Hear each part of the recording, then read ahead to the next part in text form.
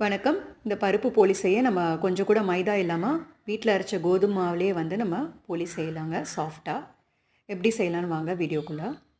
இப்போ வந்து கோதுமை மாவு, கலருக்கு வந்து மஞ்சள் தூள், கொஞ்சம் உப்பு, நெய் வந்து நல்லா ஒரு குழிக்கரண்டி அளவுக்கு நீங்கள் போட்டுக்கோங்க. அப்போ தான் வந்து சாஃப்டாக நம்மளுக்கு இழுக்கிற மாதிரி வரும். இந்த மாதிரி அந்த நெய் வந்து ஃபுல்லாக அந்த மாவில் எல்லாத்துலேயும் கோட் ஆகிருக்கணும்.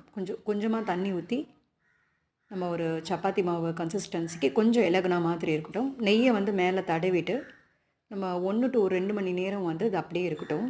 அப்போ தான் வந்து சாஃப்டாக இருக்கும் நமக்கு. அதுக்குள்ளே வந்து நம்ம கடலைப்பருப்பை வந்து 1 to 2 மணி நேரம் ஊற போட்டதை வந்து ஒரு 4 விசில் கொடுத்து வேக வச்சு எடுத்துக்கோங்க. தண்ணியெல்லாம் வடித்து எடுத்துக்கலாம். நல்லா வெந்திருக்கணும். இதை வந்து நீங்கள் மிக்சிலேயே அந்த பருப்பை வந்து ஆற போட்டுட்டு நம்ம அரைச்சிக்கலாம்.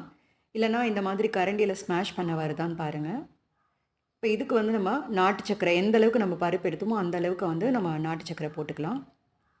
வெல்லம் போடுறதா இருந்தால் நம்ம மண்ணெல்லாம் எடுத்துட்டு நீங்கள் கரைச்சிட்டு ஊற்றிக்கலாங்க. இந்த கன்சிஸ்டன்சிக்கு வந்த பிறகு நம்ம ஏலக்காய் போட்டுட்டு இறக்கிக்கலாம். அங்கங்கே வந்து பருப்பு தெரிகிற மாதிரி இருந்ததுன்னா ஆற வச்சுட்டு மிக்சியில் ஒரு சுற்றி எடுத்துக்கலாங்க. அப்போ தான் நம்மளுக்கு திரட்டுறதுக்கு வரும் நல்லா. இது 2 மணி நேரம் கழித்து பாருங்கள், மாவு வந்து எவ்வளோ சாஃப்டாக இருக்குது. நம்ம நெய் அவ்வளோ போட்டதுனால தான். எந்த அளவுக்கு நம்ம மாவு எடுக்கிறோமோ அந்த அளவுக்கு நம்ம உள்ளே இருக்க அந்த ஸ்டஃப், அந்த பூரணம் வந்து வச்சா தான் எல்லா இடத்துலையும் பரவி நல்லாயிருக்கும் சாப்பிட்றதுக்கு. எக்ஸ்ட்ரா மாவு இருந்ததுன்னா இந்த மாதிரி எடுத்துடலாங்க. இதுக்கு வந்து எந்த டஸ்டிங்கும் தேவையில்லை. அந்த நெய் நம்ம போட்டதுனால நல்லா நம்மளுக்கு ஒட்டாமல் இந்த மாதிரி திரட்ட வருது. எவ்வளோ மெல்லிசாக வந்து நீங்கள் திரட்டிக்கிறீங்களோ அப்போ தான் வந்து ரொம்ப சாஃப்டாக நல்லாயிருக்கும்.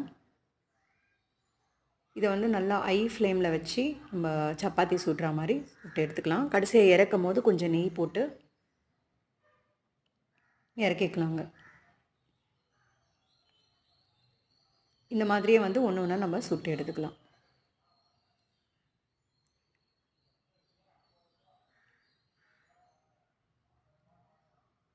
பாருங்கள் எப்படி லேயராக வருது சாஃப்டாக.